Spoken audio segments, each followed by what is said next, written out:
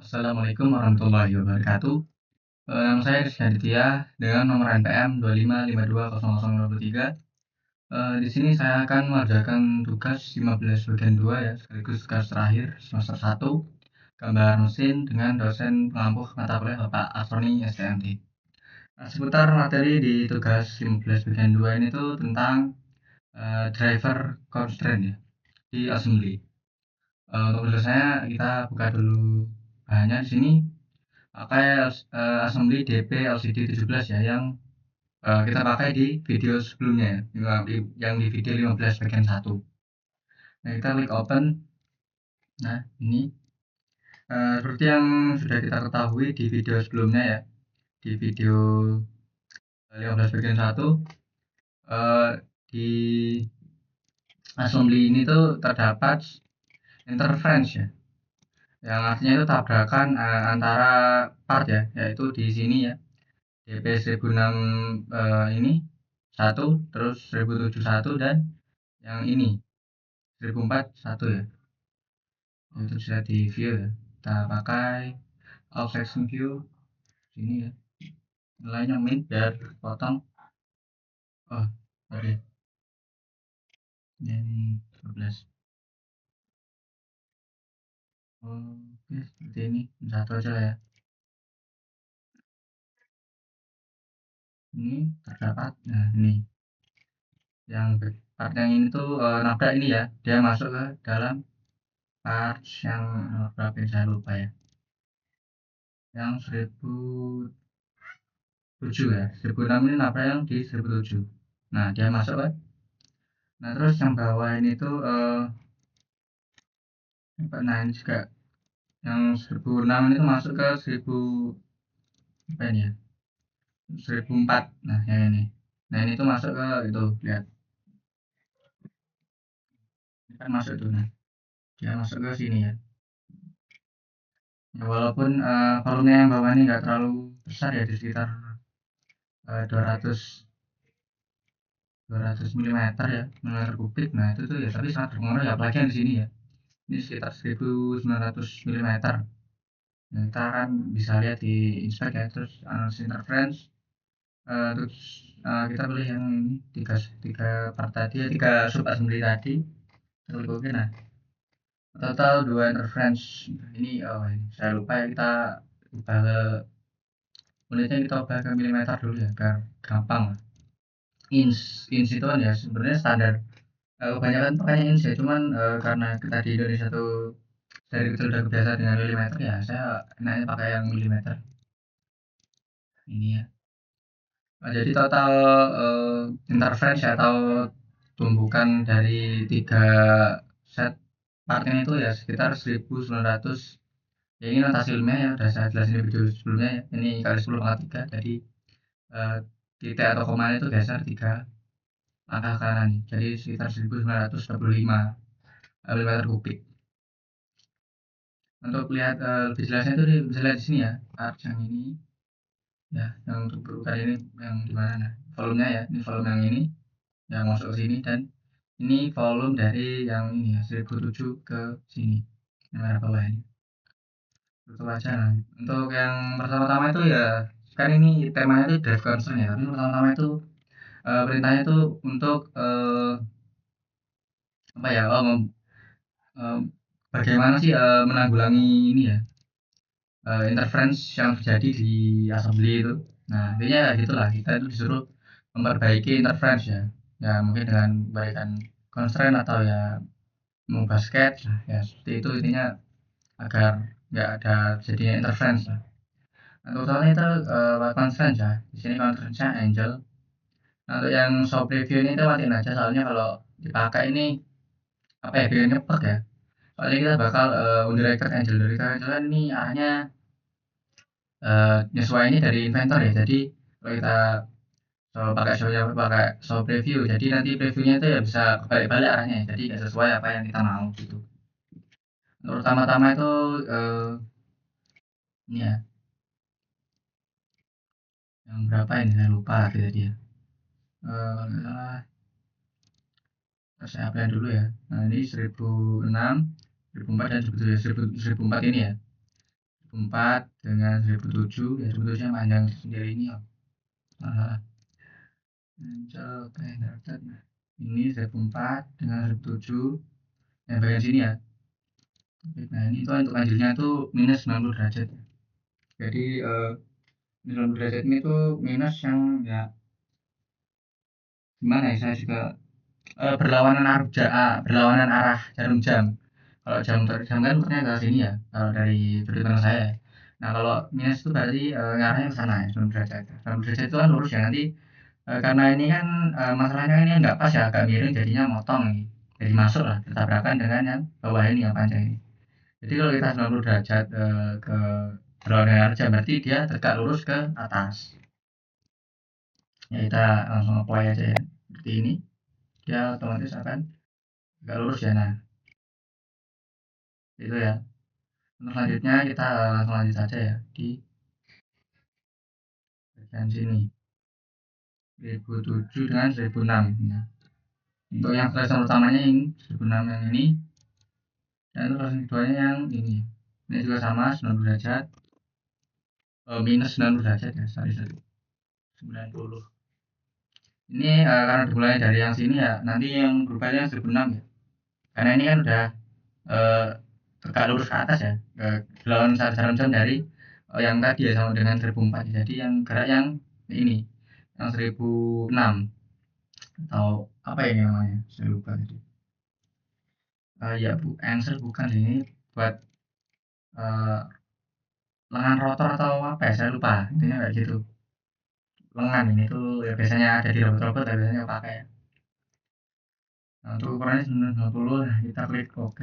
Nah otomatis dia saya juga kurang paham sih ya, ini dia arahnya ke atas tidak bisa arah jarum jam. Ya mungkin ya karena pakai interactive jadi ya arahnya yang disesuaikan sama inventornya sendiri, jadi ya kayaknya salah sih jelasin saya tadi ya. Ya untuk selanjutnya karena ini udah benar ya, nah kita bisa periksa ya, walaupun di materi sama video itu nggak ada, cuman di sini saya sarankan untuk periksa ya, bisa, soalnya ya bisa aja salah nanti di website-nya. 1 2 3 kita beli 3 set ini, klik. Kalau ada tulisan there were no interference detect, artinya di set yang kita beli tadi itu tidak terdeteksi interference, jadi tidak ada tumbukan, jadi udah aman ya, udah sesuai lah. Nah selanjutnya baru masuk ke materi ya, ke drive constraint. Ini kita expand yang 1006 ini ya, yang ini. Nah kita yang angel ini, nah ini kita nggak klik kiri ya, klik kanan. Nah di sini ada drive ya, drive constraint. Nah drive constraint itu ini tuh masih ada hubungannya dengan interference ya. Ini tuh ya kita nyari tumbukan atau sudut di mana part itu saling bertemu gitu ya, tapi dalam kondisi bergerak ya, karena ini kan sebuah lengan ya, jadi kan bisa gerak ya, otomatis bisa gerak.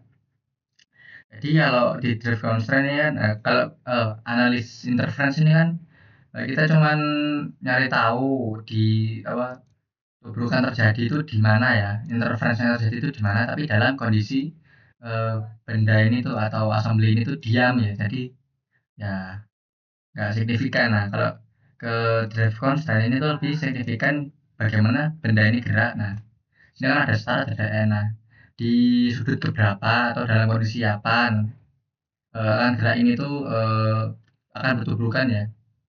Ya manfaatnya ya buat ya kayak lengan-lengan robot, terus engsel pintu, terus ya sistem engsel ya, jadi kan ya kalau engsel itu kan nggak bisa muternya itu kan nggak bisa 360 derajat ya, apalagi kalau kita pasang pintu kan itu pasti ada batas di mana engsel itu bisa sudutnya itu bisa gerak, itu pasti ada batasnya ya, ini ya gitulah. Nah di drive angle ini kita nyari tahu di part yang kita pilih itu geraknya itu sampai mana gitulah, range amannya ya, range geraknya, ring motionnya yang aman itu sampai mana. Nah kayak gitu. Nah untuk startnya di sini sebenarnya ya kita ikutin itu aja ya, detailnya aja. Sini 90 ya, startnya itu 90 derajat ya, start end ini ya maksudnya itu startnya ya DP 1061 ini ya, part yang kita pilih tadi ini tuh geraknya itu dimulai dari sudut berapa. Nah, ini kan start ya, start 90 derajat berarti dimulainya itu dari sudut 90 derajat yang artinya ya bisa horizontal bisa vertikal tergantung gimana awalnya. Nah, karena ini 90 derajat ya ke sini ya, 90 derajat secara horizontal berarti ya nanti ini bisa tergantung n-nya, nanti geraknya itu bisa ke atas atau ke bawah ya. Kalau minus ini berarti ya nggak tahu juga deh ya saya ya, kurang paham. Cuman ya saya itu paham intinya di dalam kepala, cuman ya untuk menjelaskannya itu susah. 100 ya, n-nya 100 derajat. Nah, terus di sini collision. Nah, collision detection. Nah, ini tuh collision itu ya tumburan antar part di saat bergerak. Ya, mirip kayak interference tadi ya. Kalau collision detected ya berarti terdapat sudut tersebut ini tuh start end-nya itu berarti ya gak aman gitu ya. Collisionnya itu nanti ada di mana posisi. Nah, di sini bisa dibaca di sini ya. Terus increment ini tuh ya gunanya buat ya ini kan nanti part assembly-nya kan bakal gerak ya. Nah, geraknya itu nggak langsung sekali kayak apa ya? Ya kalau di video kan ya kalau kita bikin video itu kan video nggak ngambilnya itu ya kayak mana ya? Tiap 1 detik ya. Gimana susah kok gitu sih. Ya intinya ini tuh apa ya? Part assembly-nya itu geraknya itu kalau misalnya 1 derajat ya berarti geraknya ini 1 derajat satu sampai n-nya misalnya 100 ya berarti satu sampai 100 gitu. Kalau setengah derajat ya berarti setengah derajat sampai 100. Semakin kecil itu semakin smooth, tapi ya gerakannya makin lama ya. Kalau semakin tinggi dia semakin cepat tapi patah-patah geraknya tet tet tet gitu ya. Misalnya 5 5 5 5 5 5 sampai 100 nah itu. Geraknya lebih cepat cuman ya jadinya patah-patah ya enggak smooth. Nah, selanjutnya kita langsung uji aja ya di sini ya. Kalau syntax nah di 97 posisi 97 berarti n-nya ini terlalu tinggi ya. Karena kan ini start ya, dimulai dari 90 dan menuju n, berarti menuju n ya. Kalau 100 ini berarti apa ya? Karena posisinya di 97 derajat berarti collision atau uh, motion rank motionnya paling aman itu di bawah 97. Jadi kalau misalnya nilai n-nya itu ya di 97 atau lebih ya atau lebih besar dari 97 berarti akan terjadi tumbukan antar part gitu lah. Berarti 97 kita ke 96. Nah, 96 berarti 97 kan paling tinggi ya, paling tinggi ya. Kalau nilai 97 atau lebih berarti dia bakal ini collision atau ya part itu saling bertemu lah gitu. Artinya ya mentok lah intinya, nabrak gitu. Berarti harus di bawah 97 ya, itu 96 ya. 96,5 juga bisa, 96,9 juga bisa sebenarnya. Cuman ya kita pakai bulatin aja ya 96. Nah, untuk derajatnya di sini kita disuruh ubah ya. Di sini titik 5. Titik 5 ini tuh kalau di inventor tuh udah kebaca sama aja kayak 0,5 ya. 0,5 ya setengah derajat lah intinya. Ini kita mulai aja ya. Karena tadi kan berhentinya di menuju N berarti kita ke reverse ya ini. Mulai.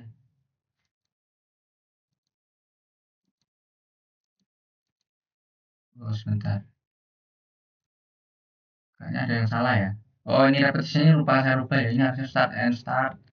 Terus di sini 4 UL. Coba kita ya. 90. Oh, ini harusnya diubah ke 60 ya. Kita cari titik terkecil ya biar geraknya itu lebih panjang.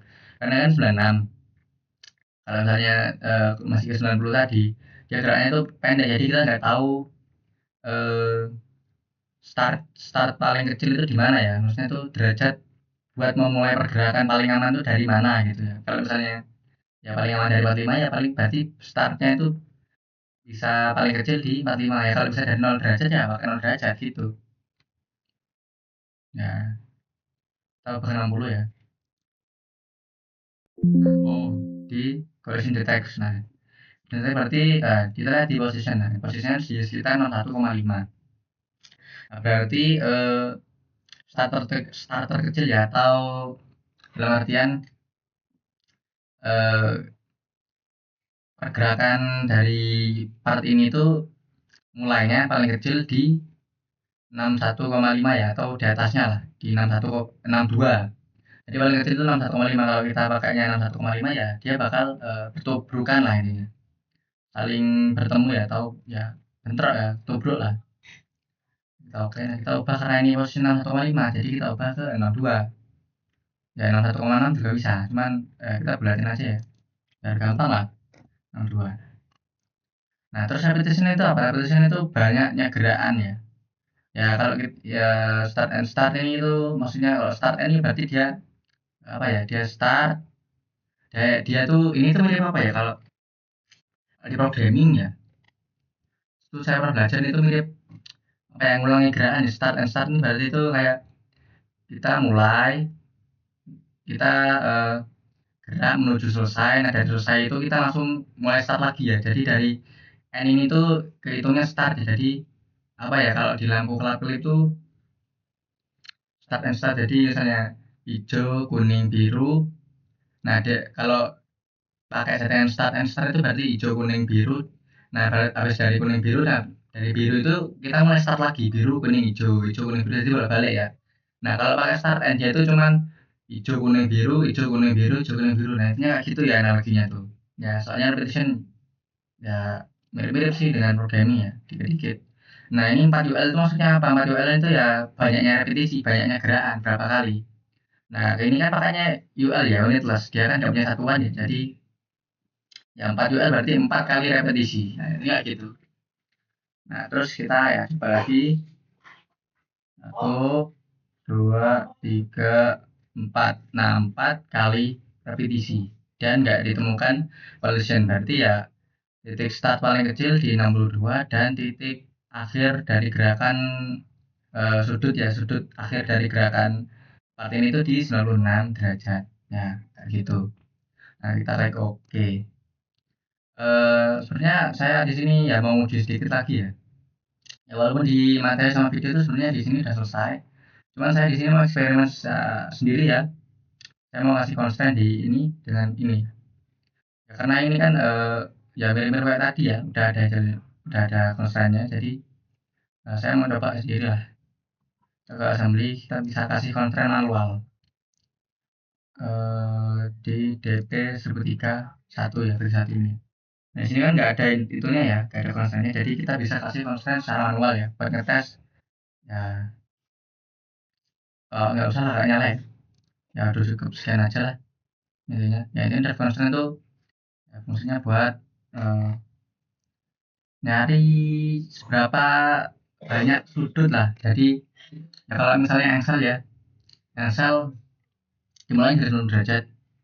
Nah nanti engsel itu bakal berfungsi dengan normal atau enggak berhubungan dengan eh, benda lain tuh sampai di sudut berapa, misalnya dimulai dari 90 derajat terus ke 90 derajat lagi. Nah itu masih aman, terus sampai 180 derajat. Nah di 180 derajat itu udah mentok. Nah berarti range startnya di 90 dan range n-nya itu di 180 derajat. Nantinya gitu. Ini buat mengetahui ya, kayak lalangan robot lah atau engsel. Jadi kalau kita bikin pintu atau bikin engsel di sini, kita harus cari tahu drive constraint-nya biar nanti kalau diterapin atau dibuat bentuk 3 dimensinya itu gak malfungsi. Ya biar apa ya, biar tahu lah nanti ya, kalau misalnya uh, kita punya bisnis ya, misalnya kan ya, kita punya bisnis untuk buat lengan mekanik robot gitu ya. Nah lengan mekanik robotnya itu nanti kita ya, kalau dari drive constraint itu bisa dimanfaatin buat nyari tahu ya, lengan robotik, lengan mekanik robotik yang kita buat itu tuh bisa geraknya itu sampai berapa derajat, dari sudutnya itu bisa dari berapa derajat sampai berapa derajat, jadinya gitu. Karena bisa 360 derajat gitu ya, berarti bisa muter gitu kan. 180 derajat berarti setengah lingkaran dia geraknya ya, dari kanan ke kiri itu bisa setengah lingkaran lah kan, 180 derajat. Kalau 360 derajat berarti di lengannya itu bisa muter sampai ya, muter full lah gitu. Ya, intinya ya penting banget lah ini ada constraint di assembly itu. Ya udah berakhir juga ya ini video terakhir di semester 1. Nanti nggak tahu lagi lah, kayaknya semester 2 masih ada ya, masih ketemu dengan Pak Roni. Ya saya ingin mengakhiri video tadi dengan mengucapkan terima kasih yang sebesar-besarnya kepada Pak Sony karena ya walaupun materi di gambar mesin itu nggak diajarin secara teori atau ya secara eh, luring, atau ya kalau pertemuan paling ya cuma penjelasan-penjelasan secara sederhana, lebih ke fokus ke tugas video, tapi ya saya ya ingin terima kasih lah. Jadinya tuh mahasiswa itu bisa belajar secara mandiri lah ya, nggak apa ya, lagi pula di gambar mesin ini tuh emang ya harus dari diri sendiri, nggak bisa kalau andalin dari dosennya harus aktif terus gini-gini ya, kalau kitanya nggak bisa ya tetap nggak bakal bisa ya. Makanya ya hmm, tugas-tugas video kayak gini ya ada enaknya ada nggak enaknya, ada bagusnya ada ya, tapi lebih banyak bagusnya lah kalau menurut saya. Jadi mahasiswa bisa belajar secara mandiri, bisa memahami secara maknanya itu sendiri, gitu lah. Bisa bisa paham dari pondasi dasarnya, dan ya bisa menunjuk ya kalau yang memang niat kuliah ya intinya bakal bisa lah gitu. Ya semoga saja saya termasuk orang yang seperti itu lah ya, yang bisa konsisten di gambar mesin ini. Ya itu saja yang dapat saya sampaikan, kurang dan lebihnya saya mohon maaf bila terdapat salah kata atau kurang tepatnya penjelasan yang saya berikan. Saya juga mohon maaf yang sebesar-besarnya. Saya akhiri, wabillahi taufik wal hidayah. Wassalamualaikum warahmatullahi wabarakatuh.